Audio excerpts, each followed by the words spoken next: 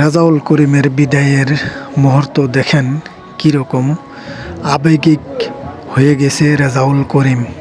আন্দোলন করে যাওয়া পর সংগ্রাম অব্যাহত রাখিব পাৰো এইখিনি কথা কৈ মই পুনৰবাৰ সকলোৰে ওচৰত আমচুক শক্তিশালী কৰাৰ আশাৰে এটি আমচু জিন্দাবাদ ধ্বনি একত্ৰিতভাৱে শেষবাৰৰ বাবে আমচুৰ মঞ্চত মোৰ লগত আপোনালোকে দিব বুলি মই আশা ৰাখিছোঁ।